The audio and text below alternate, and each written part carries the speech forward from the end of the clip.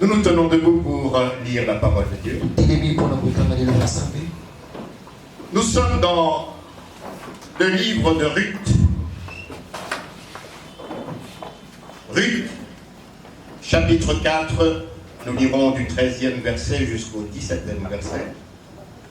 Et ensuite, nous lirons dans le livre de Jérémie, un verset que vous connaissez tous. Jérémie, chapitre 29, verset 11. Mais nous commencerons par Ruth, chapitre 4, versets 13 à 17. Boaz prit Ruth, qui devint sa femme, et il alla vers elle. L'Éternel permit à Ruth de concevoir, et elle enfanta un fils.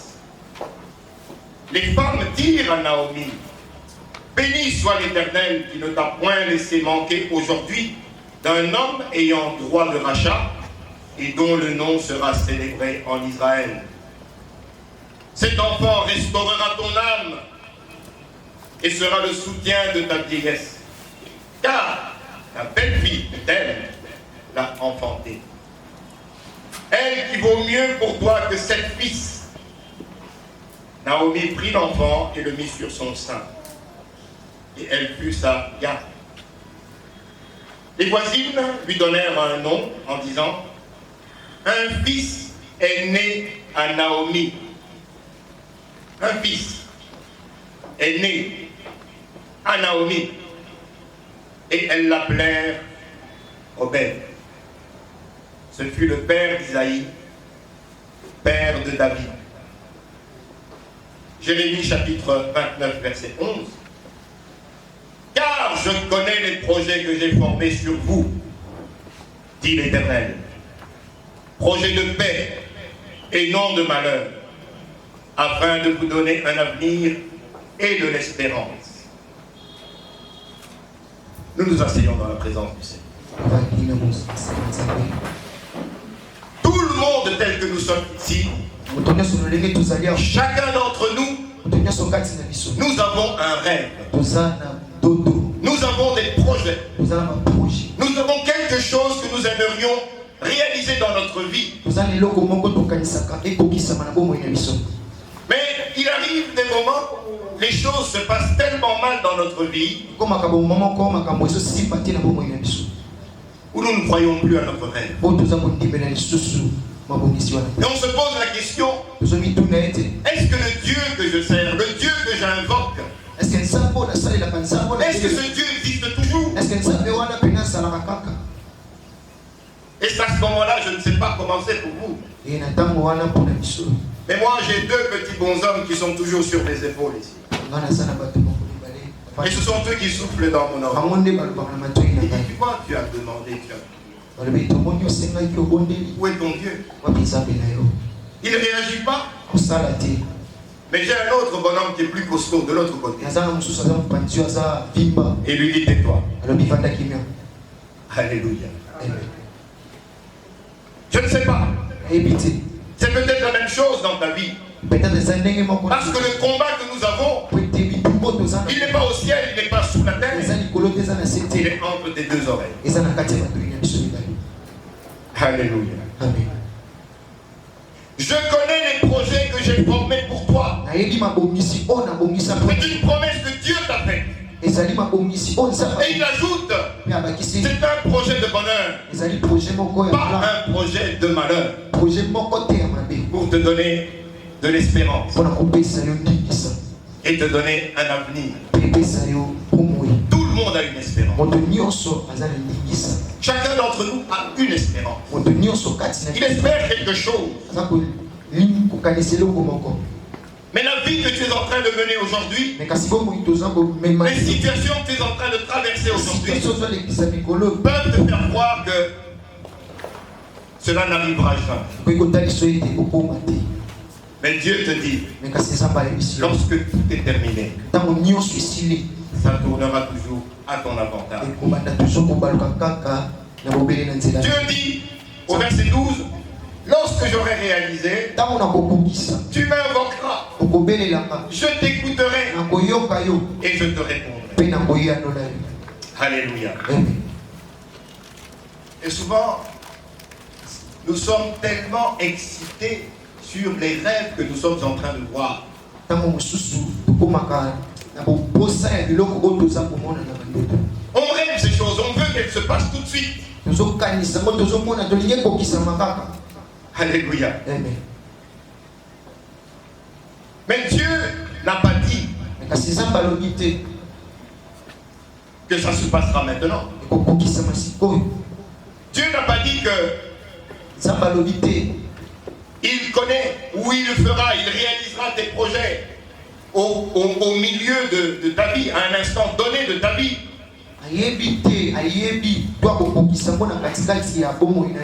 Dieu dit ton avenir, c'est-à-dire la fin. Je vous ai toujours dit que Dieu est comme un cinéaste. Il connaît la fin.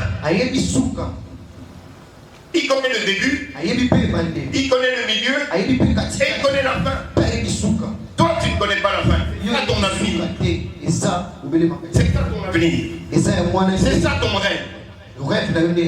Alléluia. Mais ce qui est en train de se passer au milieu, au début, tu ne le sais pas. Mais Dieu dit que lorsque tout sera terminé, ça sera pour ton bien. Alléluia. C'est ça la foi. La foi, c'est la ferme assurance on espère.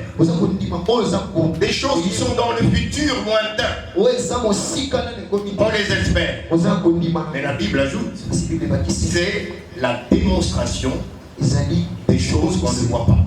Donc ce que tu ne vois pas, ce qui est dans ton avenir, Dieu te donne la possibilité de le voir. Mais tu le verras uniquement par la foi. Alléluia. Amen. Les difficultés doivent être là.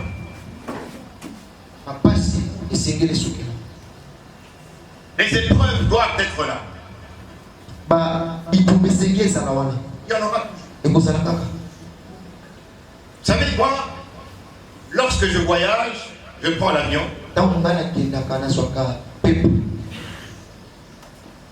Je me rappelle toujours la toute première fois que j'ai pris. J'étais tout petit, j'avais 9 ans. Alors, lorsque l'avion commençait à passer dans les turbulences, je me disais, c'est fini. Nous allons tous mourir. Alléluia. Mais j'étais arrivé à bon port. Alors aujourd'hui, lorsque je voyage, lorsque je descends de l'avion et que l'hôtesse me demande, est-ce que vous avez bien voyagé? Je réponds toujours, oui, j'ai très bien voyagé. Alléluia. Même s'il y a eu des turbulences, même s'il y a eu des moments où j'ai dû fermer ma ceinture de sécurité, même si la nourriture n'était pas bonne à bord, le simple fait que je sois capable de répondre à l'hôtesse prouve que ce voyage était bon pour moi. Parce que je suis vivant. Amen. Les difficultés que tu rencontres dans ta vie ne sont pas là pour te détruire, non. Non. Mais c'est pour te donner une expérience. Aujourd'hui, lorsque j'entre dans l'avion et que j'ai à côté de moi quelqu'un qui est un peu peureux, qui a peur, qui s'agrippe à son fauteuil, je le vois, il est en train de trembler. Je lui adresse un beau sourire, je lui dis non. Alléluia. Donc, les difficultés que j'ai eues, les tempêtes dans lesquelles je suis passé, elles m'ont donné une expérience. Elles m'ont donné une manière de de vivre. Elles m'ont donné une sagesse pour pouvoir réconforter les autres. Alléluia. Amen.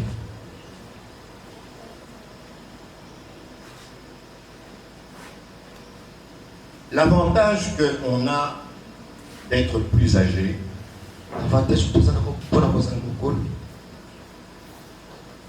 c'est qu'on peut dire à quelqu'un de plus jeune, toi tu ne sais pas ce que c'est d'être moi. Tu ne peux pas être moi. Non. Parce que toi tu es jeune, tu ne sais pas ce que c'est d'être vieux. Mais moi, je suis vieux, je sais ce que c'est d'être jeune. Donc sans être un prophète, je peux te dire, non, le chemin que tu es en train de prendre, conduire vers la paix. Ce n'est pas une prophétie, c'est l'expérience que j'ai. Mais toi, tu n'as pas cet avantage. Alléluia. Donc il y a un avantage de passer à travers des situations parce qu'elles te forment.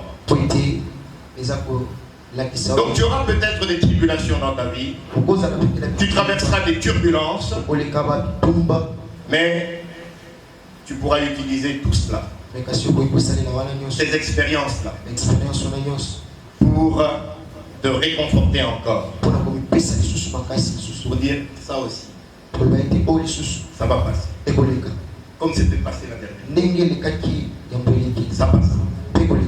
Et tu adopteras une attitude saine, une attitude positive.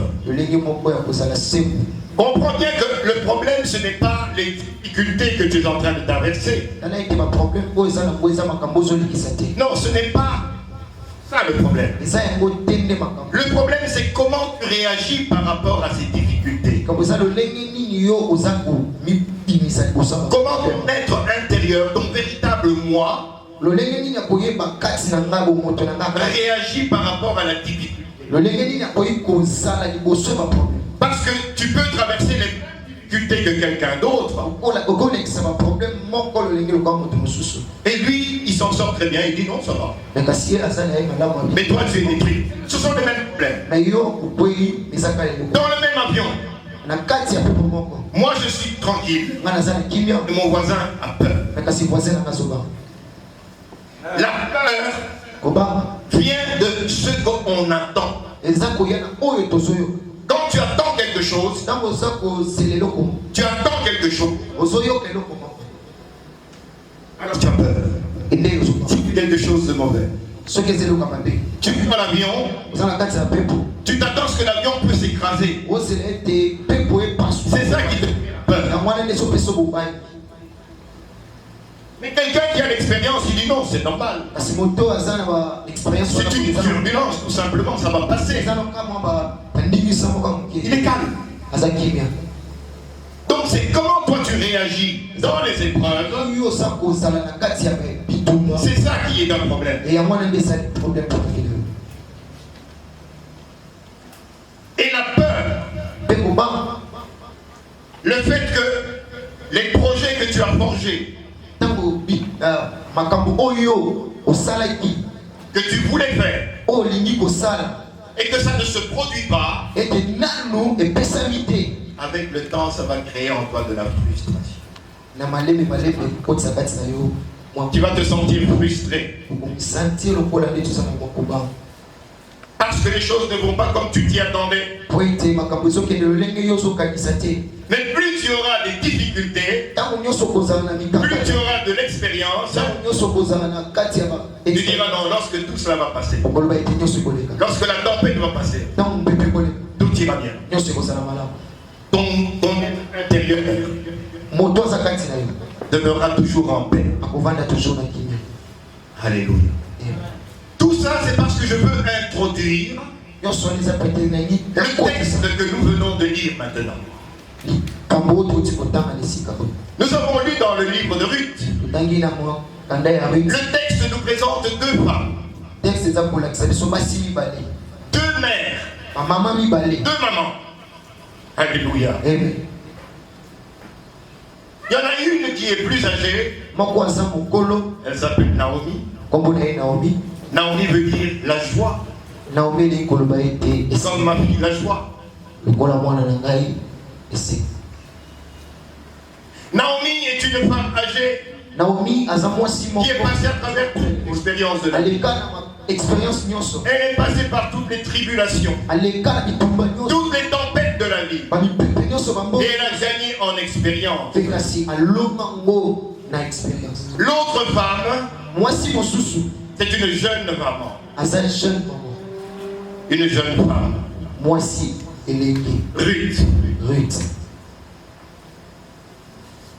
Elle est juste au début de sa vie de femme. Elle commence sa vie de femme. Vous savez, lorsque on est jeune, on a beaucoup d'attentes, beaucoup de rêves, beaucoup de projets. Ruth avait le projet. Elle disait, je vais me marier. Je vais fonder un grand foyer. Et nous serons heureux. Alléluia. Vous savez comment c'est lorsqu'on est fiancé, on vient de tomber amoureux. Alléluia. Je vais vous ramener très loin derrière. Certains d'entre vous ici. Vous vous souvenez quand tu prenais le téléphone? Les conversations pouvaient durer même 2 heures. Alléluia. Dis, qu'est-ce que tu penses? Je ne pense pas, et toi, qu'est-ce que tu penses? Non, rien. Mais parle, non? Mais dis, non, parle. Bon, coupe alors. Non, toi, coupe. On ne regarde même plus l'heure. Les unités, ça ne compte plus. On est dans un autre monde. Est-ce que vous vous souvenez de ça? Vous avez déjà oublié? Ah, il y en a qui s'en souviennent. Hein? Alléluia. Papa le Moussa, tu t'en souviens encore? Alléluia. Gloire à Jésus. On se dit des choses qui n'ont même pas de sens. Mais parce qu'on a le plaisir d'être en communication avec la personne de son rêve. Les mamans qui sont mamans pour la première fois ou qui veulent être mamans pour la première fois ont plein d'enthousiasme. Elles s'attendent à beaucoup de choses. Alors dans le même texte, nous avons aussi une vieille maman. Nous avons Naomi. Elle est passée par la même chose que Ruth. Elle a connu les mêmes expériences, le même amour. Et maintenant elle est arrivée à un âge avancé. Elle avait été jeune elle aussi.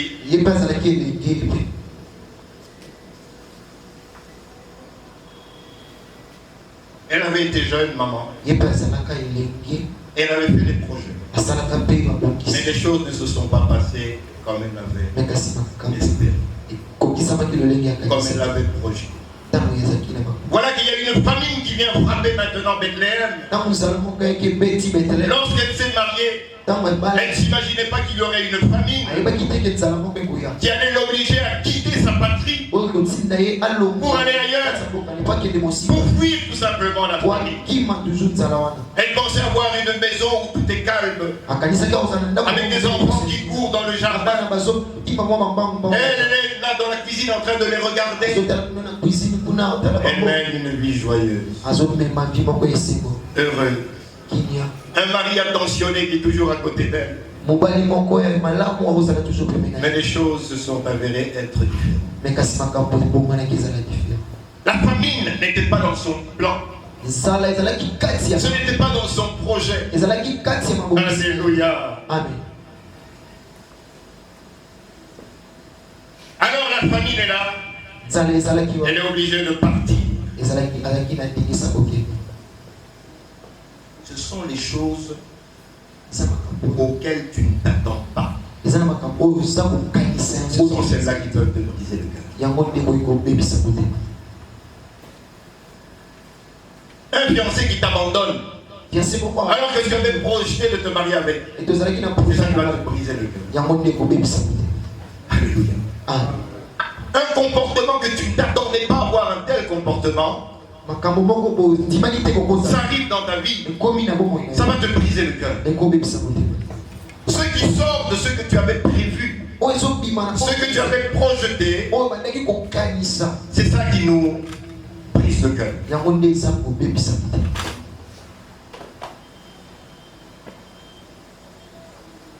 Alors Naomi a pris ses bagages, ses 2 enfants et son mari, et ils sont partis à Moab. Ils se sont installés à Moab. La vie était belle à Moab. Au moins il n'y avait pas de famine. Là-bas ils mangeaient comme ils voulaient.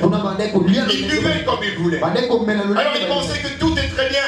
Ils disaient, oh, mes difficultés sont derrière moi. Mais bien aimé, lorsqu'il y a un problème qui surgit dans ta vie, sache que ce problème-là a toujours un jumeau. Alléluia. Tu sors d'une difficulté, tu viens de remporter une victoire, voilà la première, l'autre difficulté qui vient. Il y a toujours un jumeau qui suit les difficultés que tu as. Elle n'est pas morte de faim. La famille ne l'a pas tuée à Moab. Mais voilà, un premier enfant tombe. Il meurt. C'est un problème, une situation douloureuse. Elle dit, j'ai survécu à la famine. J'ai survécu à la famine à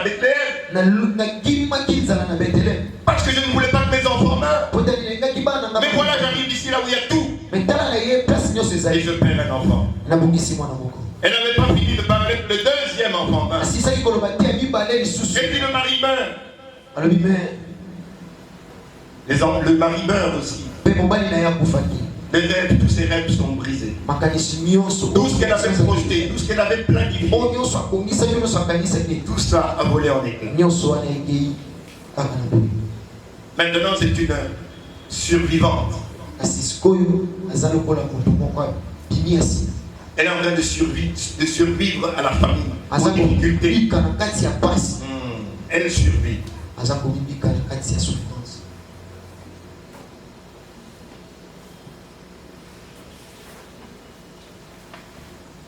Survivre à une difficulté, remporter une victoire,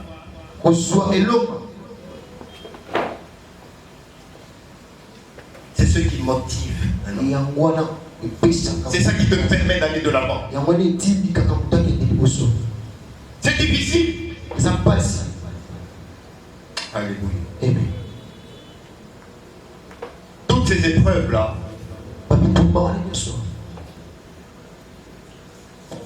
peser dans le cœur de Naomi. Elle a dit, ne m'appelez plus Naomi. Parce qu'il n'y a plus de joie dans mon cœur. J'ai perdu toute joie. Ne m'appelez plus Naomi. Appelez-moi Mara. Amertume. Congo Bololo. Ne m'appelez plus Naomi. Appelez Mara.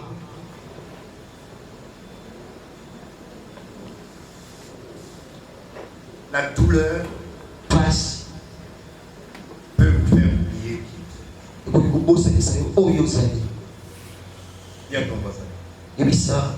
N'oublie jamais qui tu es.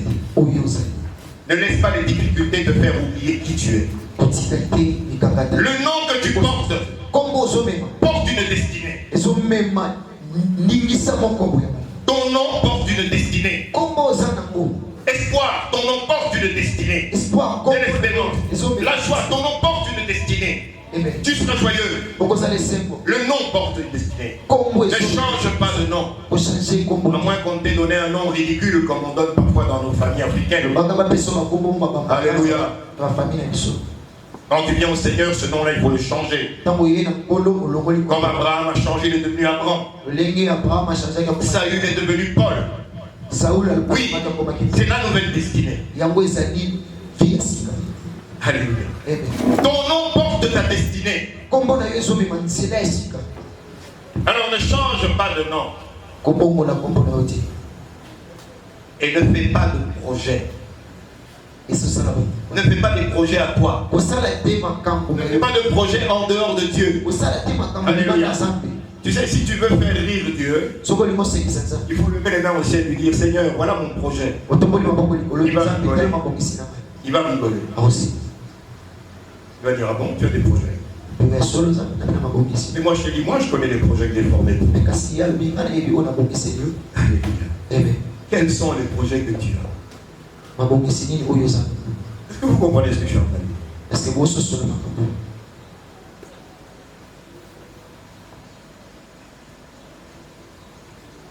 La chose la plus difficile dans la vie, c'est de voir les années en train de passer et de ne pas avoir réalisé ce que l'on voulait faire. Les projets qu'on avait déjà établis dans notre tête. Il y en a qui ont déjà prévu, à tel âge je ferai ceci, à tel âge je ferai cela, et plus tard je ferai cela. Alors quand on avance et que les choses ne se passent pas comme on avait prévu, alors on devient frustré. Ah, pourquoi est-ce que j'ai épousé cette femme? Ah, c'était une amie. Pourquoi est-ce que j'ai accepté même ce travail?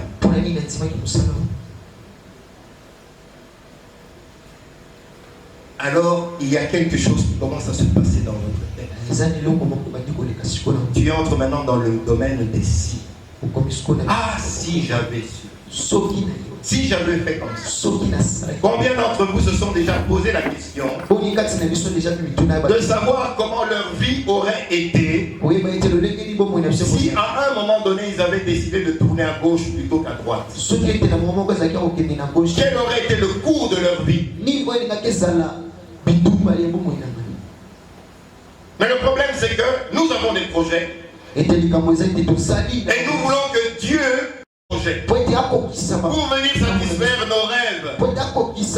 Mais Dieu dit non, moi je connais les projets que j'ai. Quand tu ne les connais pas. Et tout ce que tu es en train de faire selon ta volonté à toi, selon les rêves que toi tu as eus, si ce n'est pas en accord avec la vision de Dieu, ça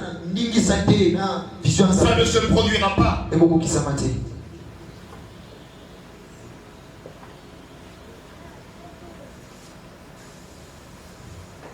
ne se produira pas. Au contraire, tu risques même de perdre la foi. Tu risques de dire, mais depuis tout ce temps que je suis en train de demander, pourtant c'est mon projet, pourtant je veux arriver là. Comment Dieu ne me donne pas? Tu risques même de perdre la foi. Mais Dieu ne t'a pas promis qu'il va réaliser ce qui est dans ta tête, dans ton projet à toi. Non. Il a dit qu'il fera ce que lui, il a dans sa tête. Alléluia. Il n'a pas dit qu'il va réaliser tes projets. Tu décides des choses comme pas par toi-même. Tu ne consultes pas Dieu. Et tu t'attends à ce qu'il les réalise. Non. C'est pas ça qu'il a dit. Il a dit, moi je connais les projets. Je peux te les révéler si tu me le demandes. Mais si tu décides de le faire par toi-même, sache que je ne suis pas là.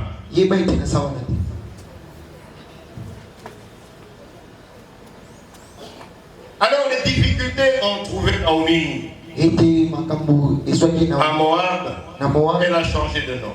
Puis à changer qui combo. Bien aimé. Quels que soient les tu dois toujours te dire une chose. Je ne sais pas comment je vais m'en sortir. Mais je sais que lorsque tout ça sera passé, ça sera pour mon bien. Je ne sais pas comment je vais payer le loyer à la fin du mois. Mais je sais que lorsque tout sera passé, j'aurai une solution. Parce que celui qui contrôle ta vie, il est encore sur le trône. Il est sur le trône. N'abandonne pas qui tu es. Parce que la bénédiction que Dieu a placée, elle est sur toi. Elle n'est pas sur les finances. Elle n'est pas dans ton compte en banque. Ce n'est pas le compte en banque parce qu'il est gonflé que c'est lui qui porte la bénédiction. Non. Le compte en banque est une conséquence de la bénédiction qui est sur toi. C'est toi qui portes la bénédiction. Alors lorsque tu relis ton nom, tu relis ta bénédiction. Sache qui tu es. Les circonstances peuvent te faire changer de vie. Elles peuvent te conduire à penser autre chose de toi-même. Les difficultés, ce sont des épreuves. Alléluia. Amen. Il faut que tu deviennes comme l'enfant prodigue. L'enfant prodigue avait été attiré en dehors de la maison par le diable. Il a connu des épreuves. Dormir dans la boue avec les cochons. Mais la Bible nous dit, à un moment, il est revenu à lui-même. Il s'est rappelé qui il est. Il est revenu en lui-même. Beaucoup d'entre nous, nous ne sommes plus nous-mêmes. Nous sommes ce que les circonstances ont fait que nous soyons. Les difficultés ont fait que nous soyons agressifs. Les difficultés ont fait que nous soyons maintenant très compliqués. Mais il faut arriver à un moment où tu reviens en toi-même. Tu te dis comme l'enfant prodigue, ma place n'est pas ici avec les cochons. Alléluia. Ma place n'est pas ici. Après tout, mon père est là.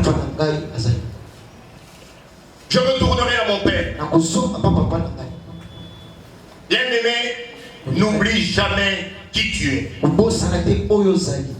N'oublie jamais à qui tu appartiens. Celui qui est en toi est plus fort que celui qui est dans le monde. Celui qui est en toi est plus que vainqueur. Voilà qui tu es. Alors ce ne sont pas les difficultés qui vont te faire perdre foi.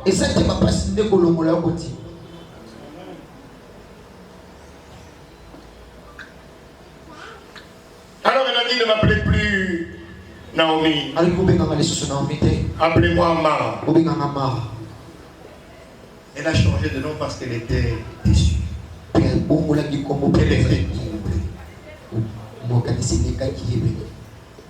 Est-ce que tu as déjà été déçu dans ta vie? Est-ce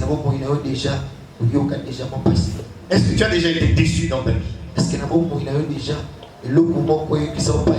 As-tu déjà été tourmenté? Alléluia.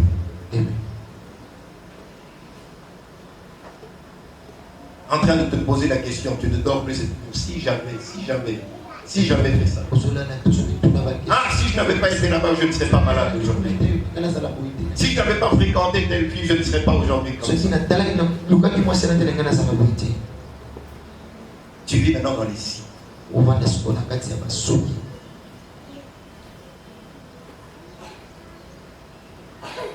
Alors voilà, maintenant elle prend la décision de rentrer à la maison.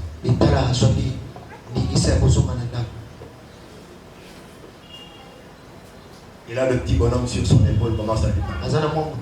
Il lui dit, mais qu'est-ce que les gens vont penser de toi? Quand tu vas rentrer, tu étais parti avec ton mari, avec tes 2 enfants, soi-disant pour les protéger. Maintenant tu rentres comme ça. Qu'est-ce que les gens vont te dire? Lorsque le diable est entré en vous, qu'il commence à vous tourmenter, vous commencez à douter même de votre image. Tu te doutes de ton image. Qu'est-ce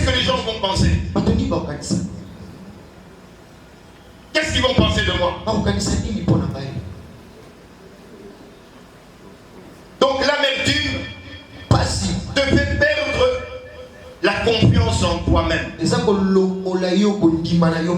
Tu n'as plus confiance en toi-même. Tu vis dans l'incertitude, dans la peur permanente. Et ça peut te prendre des années, où tu es toujours en train de murmurer dans la vie. Mais Dieu attend que tu abandonnes tes plans à toi pour que tu t'inscrives maintenant dans son plan à lui. Que tu définisses maintenant le bonheur, que tu définisses le succès tel que Dieu le définit, pas tel que toi tu le définis. Peut-être que toi tu crois que le succès c'est avoir de belles voitures. Peut-être que c'est pas ça pour Dieu. Ton succès pour toi peut-être c'est autre chose. Alors tant que tu n'auras pas abandonné tes projets pour t'inscrire dans les projets de Dieu, tu vas développer l'amertume au fur et à mesure que tous tes projets ne vont pas se réaliser. Tu deviens renfermé sur toi-même. Alors c'est l'entourage qui va commencer à te tourmenter. Tu as changé. Pourquoi tu n'es pas comme tu étais avant? Pourquoi tu es devenu comme ça? Tu n'étais pas comme ça. Alléluia. N'écoutez pas ces voix.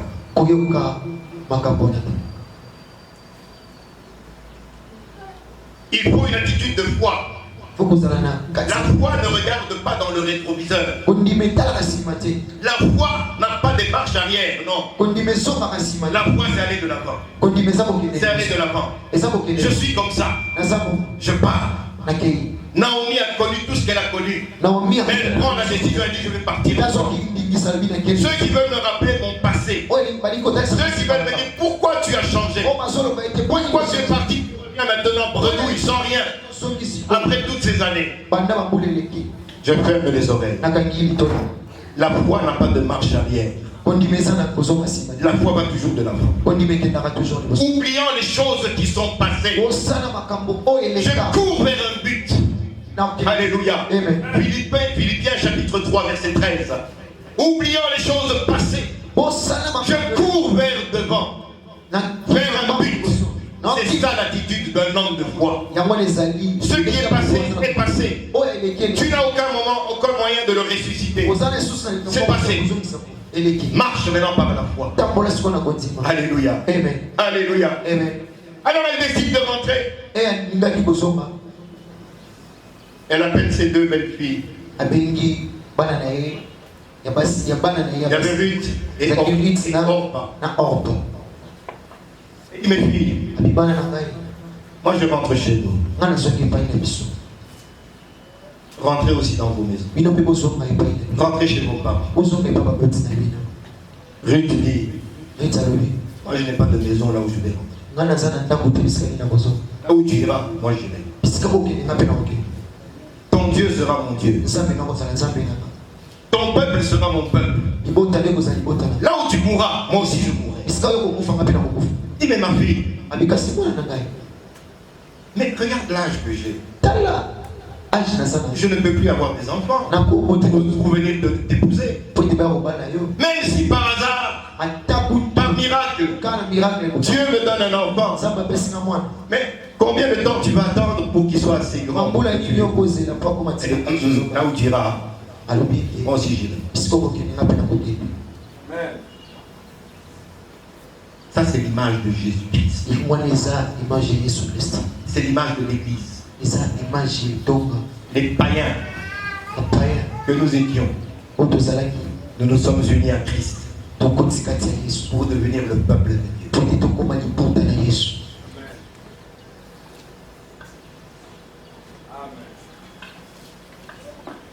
Oh, Badi. Ok, maman, bon. Quelqu'un est au Raka? Moi je rentre chez nous. Je dis en tout cas, moi je n'ai plus de chez nous. Chez toi, C'était devenu chez moi. Et la voilà, elle rentre. L'expérience qu'elle avait, la vie qu'elle avait passée, lui avait donné, elle avait fait d'elle une femme sage, qui sait se débrouiller dans n'importe quelle situation. Alors elle arrive à Bethléem. Elle arrive à Bethléem. Elle retourne dans son pays. Elle dit à Ruth, tu es trop jeune. Tu es trop jeune pour rester trop. Laisse-moi, moi je vais te montrer comment tu vas t'accrocher à un homme. Alléluia. Amen. Quand tu as l'expérience, tu peux conseiller. Tu peux montrer le chemin. Viens, ma fille. Ce que je n'ai pas pu réaliser selon mes projets à moi, Dieu veut le réaliser à travers toi. Alléluia. Bien aimé, il ne faut pas croire que tout doit se faire uniquement toi.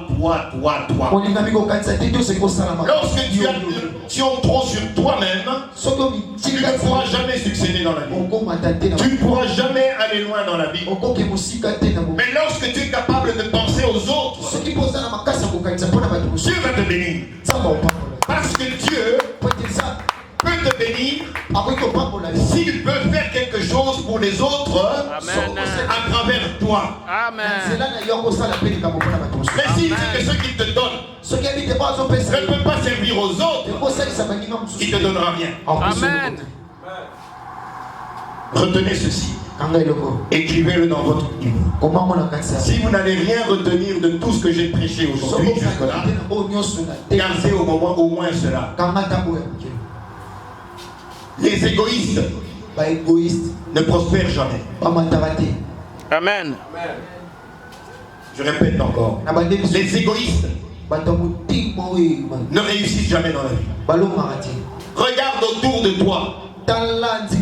Réfléchis un moment. Les gens que tu as connus qui étaient égoïstes, jamais ils peuvent aller de l'avant. Parce que la Bible dit, l'âme qui arrose sera arrosée. Amen.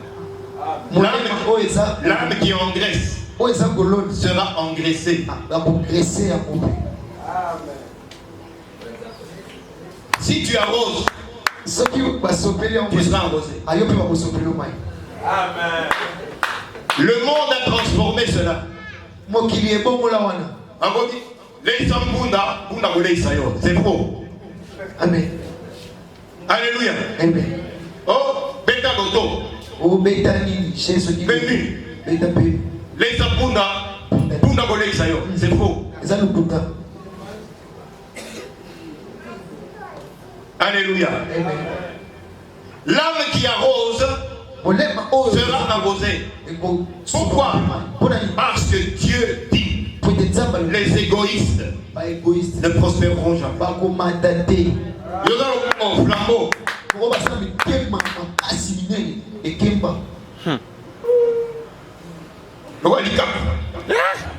Mobutu.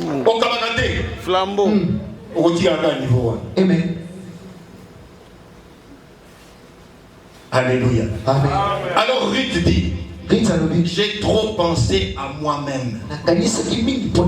Maintenant je vais me mettre moi de côté. Je vais réussir ce que je veux faire à travers Ruth. Ma fille, bien. Je vais te connecter à un homme qui a de l'argent. Et cet homme-là, il est de la famille de mon mari. Il a le droit de te racheter. Il a priorité pour t'épouser. Alors je vais te donner de mon expérience. Tu vas arriver dans sa chambre. Tu te couches tout simplement à ses pieds. Mais tu ne partiras pas comme ça, ma fille. Prends le meilleur parfum. Sois parfait. Asperge-toi de parfum. Fais-toi belle. Va te coucher à ses pieds. Boaz dormait. Il a senti quelqu'un à ses pieds. Il dit, mais c'est qui ça? Alléluia. Amen. C'est quelle jolie fille. Provocation. Accroché par Naomi. Dis à ton voisin, si tu restes avec moi, je serai une bénédiction. Si tu restes longtemps avec moi, je vais t'accrocher. Je vais t'introduire à quelqu'un. Tu ne connais pas le Premier ministre. Moi je le connais. Mais si tu restes avec moi, je vais t'approcher.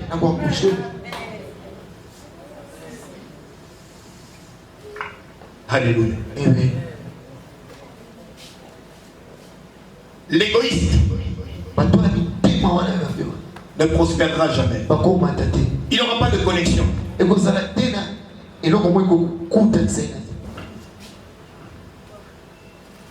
Boaz dit, oh, mais ça c'est Dieu qui m'a envoyé un ange comme ça. Et il épouse. Ruth dit, ah, ce que moi j'avais perdu, je l'ai retrouvé à travers lui. J'avais perdu un mari, je l'ai retrouvé à travers ma fille. Ce que je pensais être totalement perdu pour moi, Dieu me l'aura restitué d'une autre manière. Bien aimé, Dieu ne fera jamais les choses comme toi tu penses que tu vas faire. Il peut te bénir d'une manière que toi tu ne t'attends pas. Il peut te bénir avec des personnes que toi tu ne t'attends pas. Des gens que tu méprises, des gens que tu négliges. Ta bénédiction peut venir par là. Voilà pourquoi il ne faut jamais négliger qui que ce soit. Amen. Amen. Amen.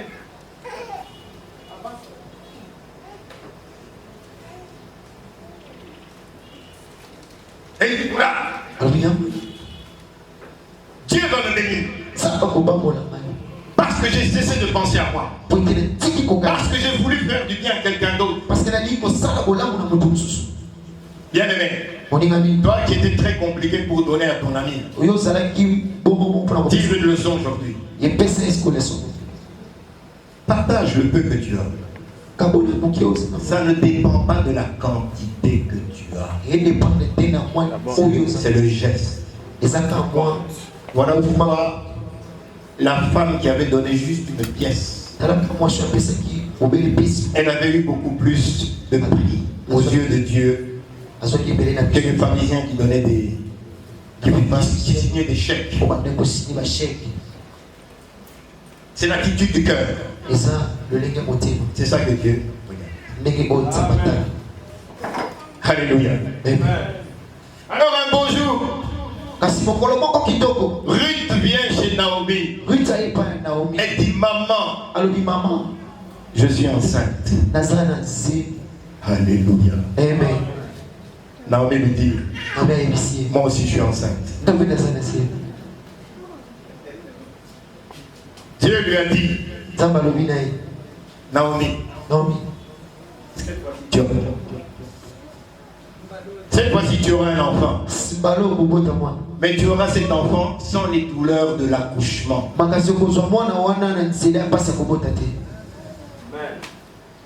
Tu auras un enfant, tu n'auras pas à souffrir pour ça. Tu n'auras pas à entrer dans la chambre d'accouchement. Tu n'auras pas toutes ces douleurs.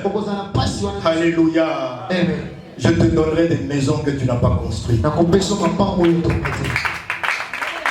Des vignes que tu n'as pas plantées. Parce que je suis l'Éternel Dieu. Je peux faire ce que je veux, quand je veux, avec qui je veux. Ruth, tu seras maman.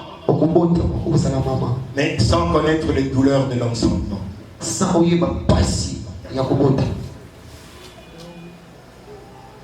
Naomi qui dit ça. Alors Ruth vient maintenant, maman, je suis enceinte. Et dis moi aussi je suis enceinte. Dieu m'a dit, C'est toi qui vas connaître les douleurs. Mais l'enfant sera à moi. Alléluia. Amen. Si vous avez bien suivi le message, la Bible dit que lorsque Ruth a mis au monde, elle a emmené l'enfant et Naomi l'a mis sous son sein. Une vieille maman qui commence à allaiter un bébé. Alléluia. Amen. Double ménopause. Elle est en train d'allaiter. Mais c'était une prophétie biblique sur la restauration d'Israël. Dieu avait dit, dans ton vieillage, le lait coulera de ton sein. Amen. Prophétie. C'est accompli. La Bible dit encore dans le verset que nous avons lu, les voisines sont venues. Les gens du quartier sont venus. À chaque fois qu'il y a une nouvelle naissance, les gens du quartier viennent. Ils disent, venez. Naomi a eu un enfant. Et n'ont pas dit Ruth a eu un enfant. Et dit, Naomi a eu un enfant. Alléluia. Amen. Et les voisins l'ont appelé Obed. Ce n'est pas Boaz qui l'a appelé Obed. Ce n'est pas Ruth qui l'a appelé Obed. Ce n'est pas Naomi qui l'a appelé Obed. Ce sont les voisins qui prophétiquement, ils l'ont appelé Obed. Amen. Et la Bible nous dit, Obed a donné naissance à Isaïe. Isaïe a donné naissance à David. Et David est appelé, Jésus est appelé fils de David.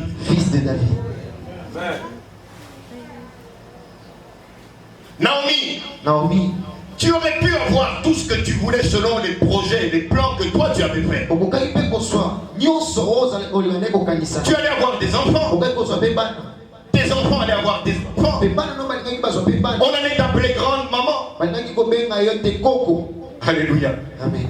Mais aucun d'entre eux ne serait jamais devenu roi. Alléluia. Est-ce que vous avez compris? Amen. Selon les plans que toi tu avais fait, je vais avoir autant d'enfants. Je vais les mettre dans telle école. Et moi je ferai ceci et cela. Dieu dit, lorsque tes plans sont foutus par terre, c'est là que moi je t'attendais. Quand toi tu décides de prendre tes plans, tu les mets de côté, là où tu es exactement là où moi je t'attendais. Parce que maintenant je peux mettre en œuvre mes projets. Tu attendais un enfant, moi j'attendais un roi.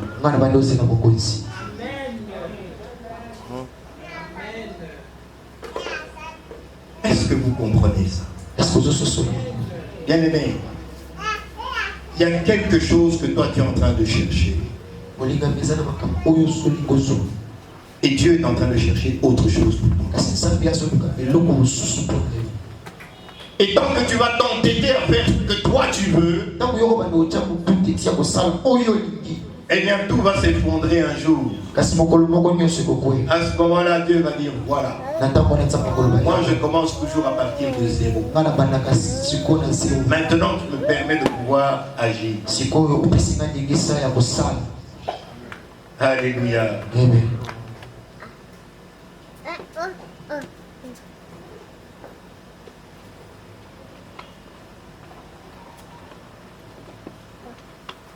La vieille femme a enfanté un enfant. Alors qu'elle était passée ménopause. Mais elle a eu un enfant à travers sa belle-fille. Dieu te parle de ce matin. Quels sont les projets que tu as forgés? Qu'est-ce qu'il y a dans ta tête que tu as déjà planifié? Que tu te je vais faire ceci. Demain, je vais faire ceci. L'année prochaine, je ferai ça. Et que tu décides de sans Dieu. Dieu te parle. Peut-être que ta bénédiction est passée à côté de toi, tu ne l'as pas reconnue. La personne qui devait être pour toi une bénédiction, tu l'as négligée.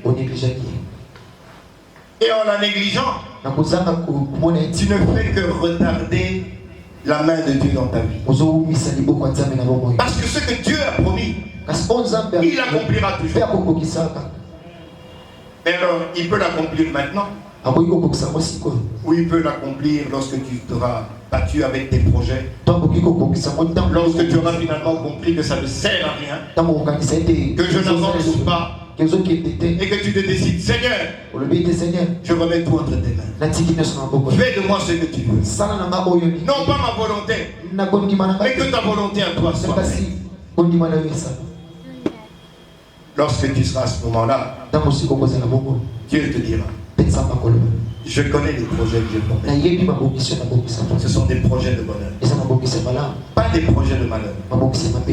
Pour que tu aies de l'espérance et que tu aies un bon avenir. Alors tu m'invoqueras et je te répondrai. Mais dans l'état où tu es aujourd'hui, je ne te répondrai pas. Parce que je ne suis pas associé à tes projets. Je ne les connais pas. Dieu t'a parlé ce matin. Tu te tiens debout maintenant. Tu parles à ton Dieu. Il y a tant de choses que tu avais espéré réaliser. Aujourd'hui, tu es en train de te poser des questions. Regarde, les années sont en train de passer. J'ai tout essayé. Je ne vais nulle part.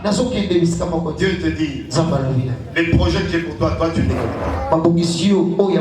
pas. Quand j'étais en train de te créer, toi tu n'étais pas là. Je ne t'ai pas demandé ton avis. Il y a alors que tu étais encore dans le ventre de ta mère. Moi je t'avais déjà connu. Et je t'avais déjà établi. Je t'avais établi prophète. Je t'avais établi avocat. Je t'avais établi homme d'affaires. Je t'avais établi infirmière. Je t'avais établi pasteur. C'est moi, pas toi.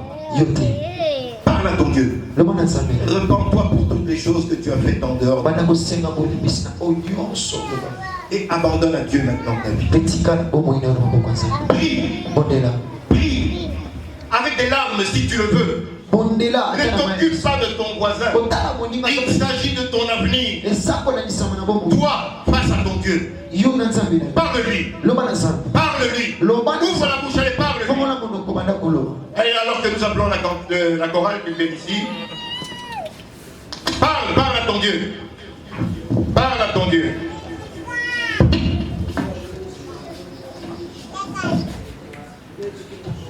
C'était suprême. Oui, mes frères, ma soeur, Dieu a parlé. Dieu a parlé. Tu sais, Dieu ne parle pas par hasard. Dieu parle avec des signes. Le témoignage de notre sœur était qu'un signe que l'Éternel est en train de nous parler de tous. Dieu est en train de montrer le parcours de sa vie. Et jusque au temps où Dieu lui montre que regarde, tu es mort. C'est la résurrection que Dieu est en train de lui montrer. Oui, c'est-à-dire, même toi, même moi, en ce moment-ci, parce que nous disons sur moi, c'est le mois de la grâce. Je ne peux pas contempler la grâce sans mourir. C'est pourquoi tu vas répandre ton cœur devant Dieu. Oui, répandre le cœur devant Dieu. Pour dire, Seigneur, me voici, je viens à tes pieds, Père de gloire. Mais voici, tu es mon créateur, tu détiens le plan de ma vie. Tu détiens le projet que tu as déjà tracé pour moi. Regarde, Dieu lui montre. Regarde, les gens sont en train de t'enterrer, tu es déjà mort. Il reste seulement retourné à la poussière. Maintenant, ce qui intercédait en lui, c'est l'Esprit de Dieu qui était en à lui qui était en train de réclamer